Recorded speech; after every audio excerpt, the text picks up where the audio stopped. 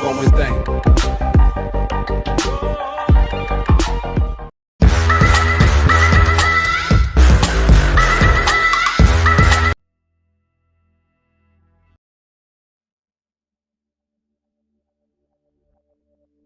Awal mula kehidupan di muka bumi dan proses terbentuknya planet bumi tidak bisa dipisahkan dengan sejarah terbentuknya jagat raya dan tata surya.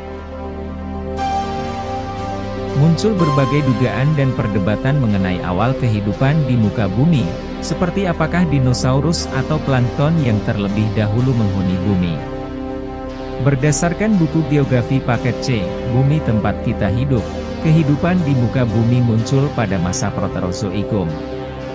Pada masa Proterozoikum, kehidupan mulai berkembang dari organisme bersel tunggal menjadi organisme bersel banyak, yakni eukariotes dan prokariotes. Eukariotes merupakan makhluk hidup yang selanjutnya menjadi tumbuhan, sedangkan prokariotes yang nantinya berkembang menjadi binatang. Adapun bukti-bukti kehidupan awal di muka bumi pada masa Proterozoikum dibuktikan dengan penemuan fosil sejati pertama. Mengenai bagaimana kehidupan di muka bumi terbentuk, berikut adalah beberapa hipotesis mengenai awal kehidupan di muka bumi. Teori kosmozoa menerangkan bahwa kehidupan yang ada di bumi ini berasal dari luar angkasa. Pendapat dari teori kosmozoa menyatakan, bumi yang dulunya sangat panas tidak mungkin memiliki kehidupan. Namun, ketika ada benda luar angkasa yang jatuh ke bumi dan membawa makhluk hidup yang berasal dari tempat lain, kehidupan di muka bumi pun dimulai. Kemudian dari bahan itu mengandung karbon dan nitrogen sehingga terbentuk senyawa cyanogen. Senyawa tersebut dapat terjadi pada suhu yang sangat tinggi dan selanjutnya terbentuk zat protein sebagai bentuk protoplasma yang akan menjadi makhluk hidup.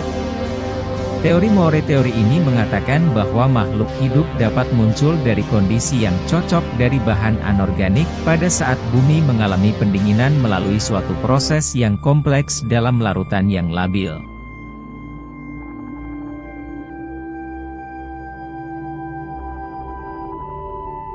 Sulit untuk mengetahui kapan bumi pertama kali terbentuk, karena tidak ada batu yang bertahan dari awal masa planet ini.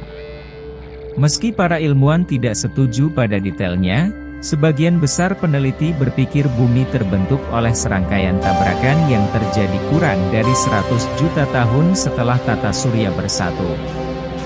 Lebih dari 10 tumbukan dengan benda lain menambah jumlah besar ke planet kita yang sedang tumbuh, menurut sebagian besar model proses terbentuknya bumi. Dengan mengukur usia bebatuan di bulan, dan meteorit yang ditemukan di bumi, para ilmuwan memperkirakan bumi terkonsolidasi 4,54 miliar tahun lalu.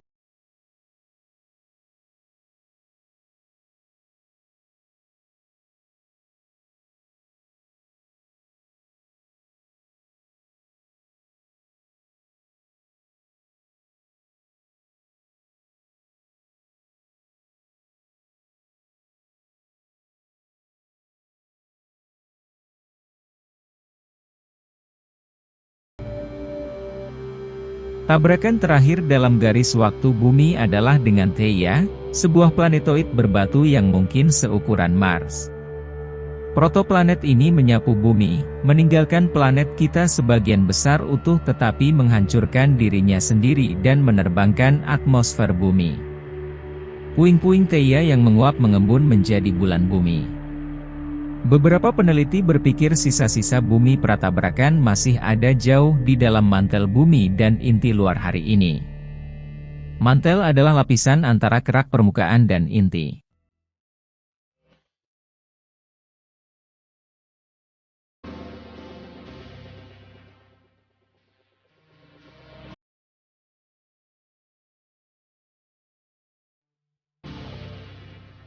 Kekuatan tumbukan pembentuk bulan membuat bumi menjadi gumpalan magma panas yang bergolak. Kondisi neraka membuat bumi menyerupai Venus untuk sementara waktu, dengan atmosfer yang kabur dan beruap. Tapi saat planet mendingin, lava menjadi batu dan air cair mulai mengembun, membentuk lautan pertama di bumi. Mineral tertua yang ditemukan di bumi, yang disebut zirkon, berasal dari masa ini dan berusia 4,4 miliar tahun.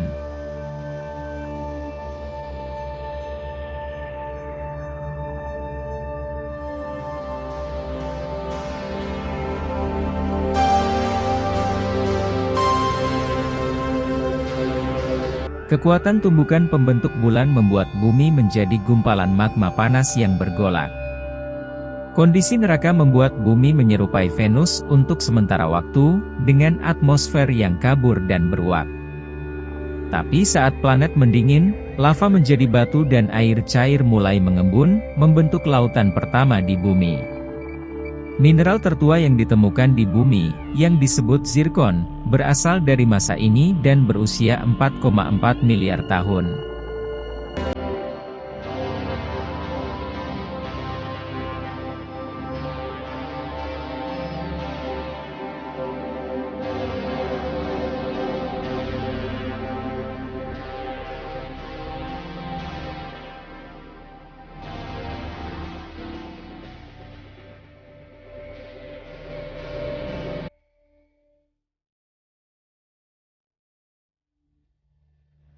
Kekuatan tumbukan pembentuk bulan membuat bumi menjadi gumpalan magma panas yang bergolak. Kondisi neraka membuat bumi menyerupai Venus untuk sementara waktu, dengan atmosfer yang kabur dan beruap. Tapi saat planet mendingin, lava menjadi batu dan air cair mulai mengembun, membentuk lautan pertama di bumi. Mineral tertua yang ditemukan di bumi, yang disebut zirkon, berasal dari masa ini dan berusia 4,4 miliar tahun.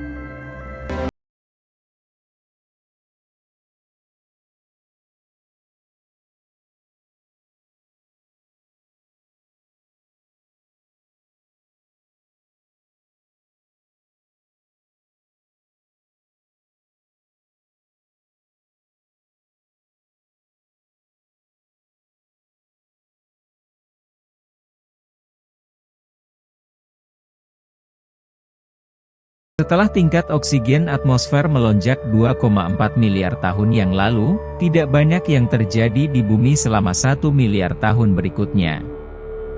Bumi begitu tenang sehingga para ilmuwan menyebut rentang waktu ini sebagai boring billion. Pergerakan tektonik juga tenang pada waktu itu. Benua terjebak di superbenua saat masa-masa boring billion. Banyak peneliti berpikir ada hubungan antara kurangnya aktivitas tektonik dan boring billion. Bumi telah ditutupi oleh kumpulan benua raksasa, yang disebut superkontinen, beberapa kali di masa lalunya. Superbenua paling terkenal, Pangaea, adalah tempat kelahiran dinosaurus. Benua pertama di bumi ditarik bersama menjadi superkontinen beberapa kali, pikir para peneliti. Sisa-sisa sabuk gunung kuno membantu para peneliti menyatukan benua-benua ke dalam pola masa lalu mereka, seperti potongan puzzle yang cocok.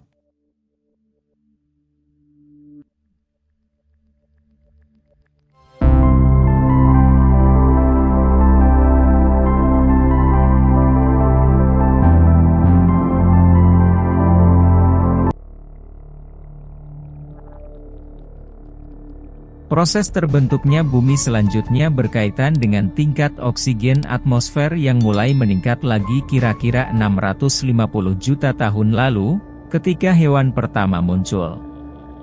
Bagian keras pertama pada hewan muncul selama periode Kambrium 545 juta tahun yang lalu.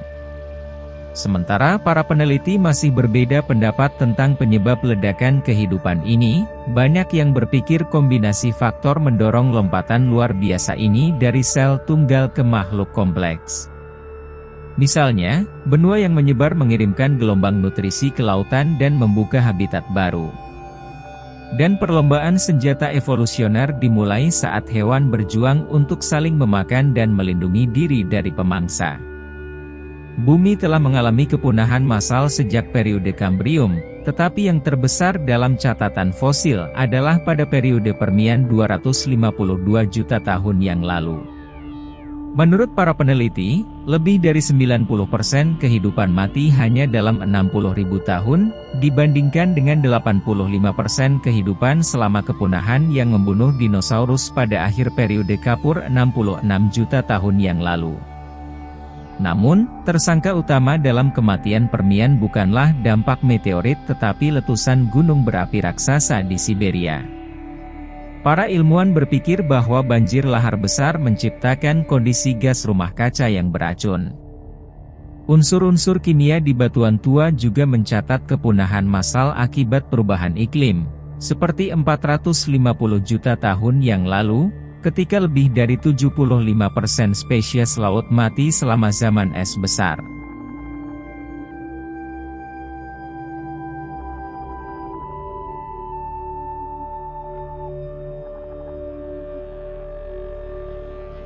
Dalam sejarah bumi, ada 5 periode utama zaman es. Kita berada di salah satunya sekarang. Sekitar 2,6 juta tahun yang lalu, lapisan es besar mulai merayap turun dari kutub utara di belahan bumi utara. Lapisan es ini maju selama periode glasial yang lebih dingin dan mundur selama periode yang lebih hangat, yang dikenal sebagai interglasial.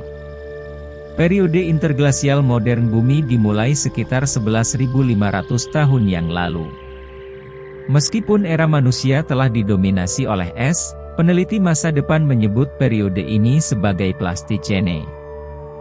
Banyak ilmuwan berpikir kita telah menulis pesan ke masa depan dengan sampah plastik saat ini. Potongan-potongan kecil plastik muncul di mana-mana di bumi, dari es kutub utara hingga lautan menuju pantai Hawaii, dan beberapa di antaranya telah berubah menjadi batu yang disebut plastiglomerat.